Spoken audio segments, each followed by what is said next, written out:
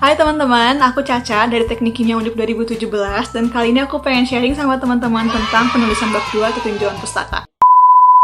Start dari yang paling basic dulu ya, yaitu adalah definisi. Perlu diingat ya teman-teman, kalau yang namanya tinjauan pustaka, dasar teori, kajian pustaka, studi literatur, itu intinya sama ya. Jadi jangan bingung sama perbedaan-perbedaan istilah itu. So, menurut ahli, definisinya adalah sebagai berikut. Bisa dilihat kalau definisinya adalah tinjauan pustaka merupakan bab yang membahas tentang tinjauan mengenai teori-teori terhadap judul tulisan yang ingin peneliti lakukan. Dalam hal ini, serupa bahwa tinjauan pustaka adalah fungsi hipotesis dalam penelitian. Oke, mungkin agak ribet ya kalau menurut ahli. Jadi intinya, tinjauan pustaka itu adalah kumpulan teori-teori penelitian sebelumnya ataupun definisi-definisi, konsep-konsep yang akan mensupport atau dapat mendukung penelitian teman-teman. Terus apa sih fungsinya kita bikin tinjauan pustaka itu? Jadi menurut buku ini nih, tujuan dari pembuatan bab 2 tinjauan pustaka itu antara lain adalah untuk menginformasikan kepada para pembaca tentang hasil-hasil penelitian lain yang berkaitan erat sama penelitian teman-teman. Bisa juga untuk menghubungkan penelitian sama literatur-literatur yang udah ada dan untuk mengisi celah-celah dalam penelitian-penelitian sebelumnya. Bisa juga untuk menguraikan variabel penelitian teman-teman atau untuk memberikan batasan terhadap penelitiannya biar nggak terlalu lebar dan luas, atau untuk mengartikan teknik analisis data yang teman-teman lakukan, atau memberikan dasar pemikiran atau alasan pada peneliti untuk menyimpulkan hasil penelitian sesuai sama tujuan yang udah didesain. Lanjut ke cara pembuatan tinjauan pustaka. Jadi, step pertamanya adalah teman-teman harus tahu dulu nih, keyword atau kata kunci yang pengen kalian bahas itu apa aja. Cara paling gampang untuk menentukannya adalah kalian tinggal lihat ke judul penelitian kalian, terus kalian breakdown dari judul itu, apa aja sih main idea atau hal-hal krusial yang pengen kalian jadiin keywords. Setelah dapat keywordsnya, teman-teman bisa lanjut untuk mencari literatur. Literatur di sini banyak banget bentuknya, bisa dalam bentuk buku, jurnal, artikel ilmiah, pokoknya apapun, asalkan datanya valid. Jangan sampai teman-teman ngutip dari blogspot atau dari artikel ece-ece yang nggak jelas sumber dari mana. Pokoknya itu jangan sampai terjadi, dan jangan lupa untuk cari referensi sebanyak-banyak ya. Bahkan menurut buku research design yang tadi udah aku tunjukin, kita itu minimal cari 50 referensi untuk bisa bikin tinjauan pustaka. Sebenarnya kita hoki banget sih hidup di zaman sekarang dimana keperpustakaan itu bukan the only option untuk mencari literatur. Sekarang udah banyak banget platform tempat kita bisa cari literatur online.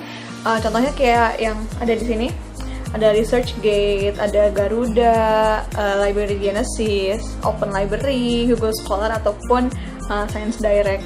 Ini merupakan beberapa link yang bisa kalian coba untuk mencari literatur.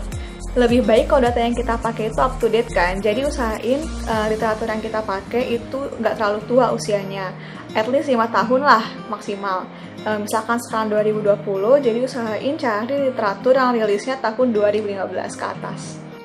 Setelah teman-teman ngumpulin referensi, bisa lanjut untuk satu-satu referensinya dibaca, biar bisa nentuin referensi mana yang bakal kalian pakai dan referensi mana yang menurut kalian nggak perlu kalian pakai. Setelah teman-teman nentuin literatur mana aja yang fix mau dimasukin ke bab 2, biar nggak pusing, aku saranin untuk bikin literature map, yaitu map yang fungsinya untuk sebagai patokan apa aja yang pengen teman-teman bahas di bab 2. Apa subbabnya, apa sub-subbabnya, apa yang pengen dibahas di subbab itu, apa connection antara yang satu sama yang lain, biar bab 2 kalian itu terstruktur, rapi, dan saling berhubungan satu sama lain. Setelah teman-teman selesai bikin literature map dan udah tahu nih apa aja yang mau dibahas di bab 2, bisa lanjut untuk meringkas literatur-literatur yang udah dikumpulin. Yang perlu diingat adalah jangan sampai teman-teman cuma plek-plekan kopas doang, itu namanya plagiarism. Jadi lebih baik kalau teman-teman baca dulu literaturnya, pahami dulu, baru kalian rewrite sesuai dengan bahasa kalian sendiri tanpa merubah inti dari tulisan originalnya. Atau bisa juga kalian baca beberapa literatur, kemudian disimpulkan jadi satu kesimpulan.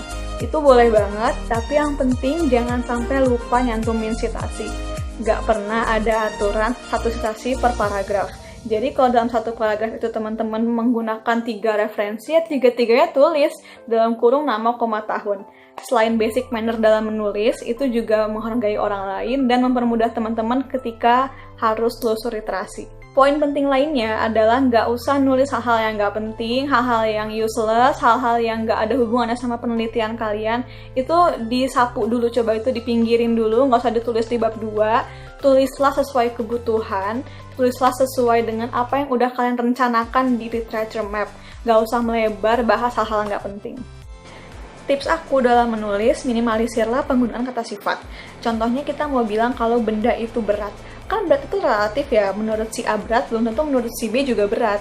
Jadi daripada rancu seperti itu, lebih baik kita deskripsikan langsung berapa kilo sih beratnya, misalkan benda itu memiliki bobot 100 kg gitu.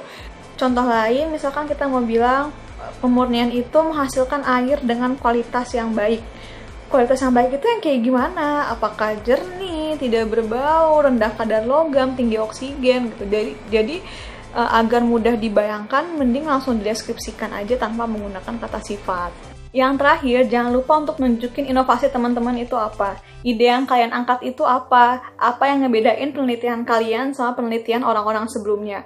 Teman-teman boleh banget nunjukin kritik untuk penelitian-penelitian sebelumnya, dengan etika yang baik tentunya.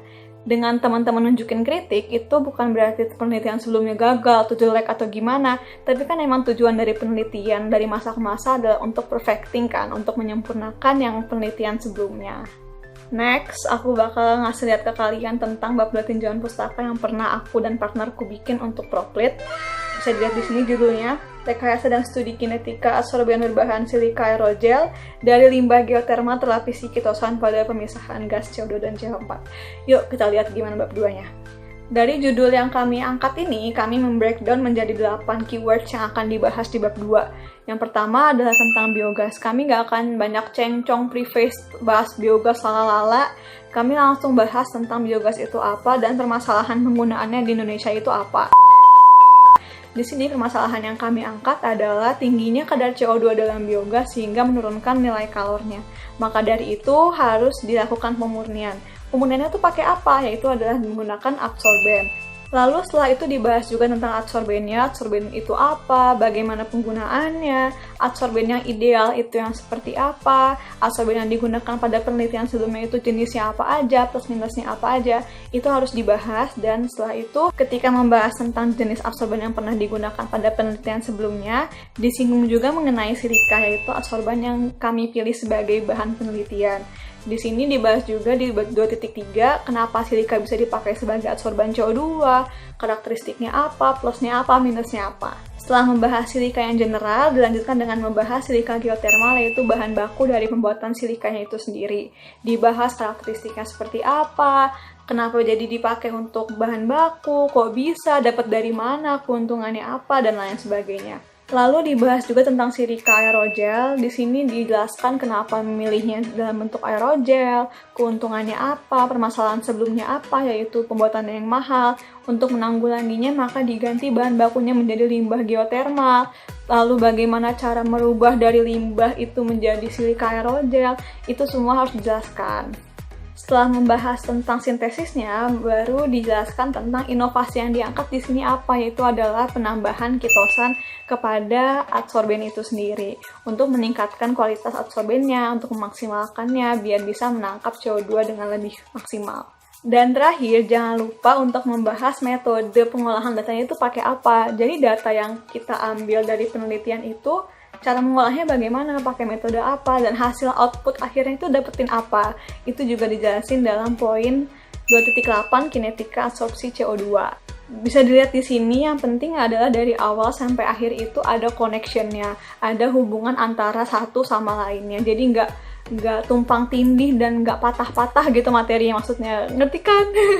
Di sini juga aku nggak akan membahas tentang hal-hal yang menurut aku tidak penting gitu. Misalkan bagaimana cara bisa memproduksi biogas dari kotoran gitu, karena bukan itu inti penelitian yang pengen dibahas. Jadi cukup membahas masalah biogas itu apa, kenapa nggak bisa maksimal penggunaannya. Aku juga akan bahas kenapa kitosan bisa ada di kulit lobster gitu. Aku nggak akan bahas itu karena bukan itu intinya gitu loh. Gak semua informasi harus dimasukin ya teman-teman. Kalian harus peka mana informasi yang penting harus dimasukin, mana informasi yang gak terlalu penting dan bisa kalian pinggirkan dulu sementara. Coba sekarang kita main tebak-tebakan keywords ya. Misalkan judul penelitiannya pemurnian bioetanol menggunakan adsorben magnesium silikat dari limbah geotermal. Menurut teman-teman, apa aja keywordsnya? Gue kasih 3 detik deh buat mikir. 3, 2, 1. Ayo, apa keywordsnya? Jawabannya, keywords yang pertama adalah pastinya bioetanol. Keywords yang kedua adalah limbah geotermal, dan yang ketiga baru dibahas tentang adsorpsi dengan magnesium silikat. Udah bener belum jawaban teman-teman?